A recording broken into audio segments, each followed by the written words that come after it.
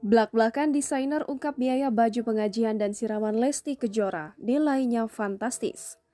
Pernikahan Rizky Bilar dan Lesti Kejora telah sukses digelar. Tak hanya itu, pernikahan Rizky Bilar dan Lesti Kejora dianggap salah satu pernikahan yang mewah. Masyarakat terutama penggemar mereka berdua antusias dengan jalannya pernikahan kedua pasangan tersebut. Di samping itu, Rizky Bilar dan Lesti Kejora pernikahannya dihadiri oleh pesohor publik ternama di Indonesia. Ayu Diah Andari yang merupakan desainer baju Lesti Kejora menceritakan kronologi baju yang dipesan Lesti Kejora untuk pengajian dan siraman dilansir YouTube KH Infotainment pada Jumat 20 Agustus 2021.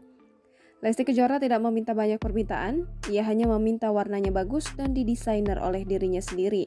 Baju tersebut juga dipesan untuk seluruh anggota keluarga Rizky Bilar dan Lesti Kejora. Dikenalnya, Lesti Kejora berawal dari pesan di WhatsApp yang mengirimkan pesan pada Ayu Diah Andari. Sudah begitu lama sejak karir awal Lesti Kejora, keduanya saling mengenal.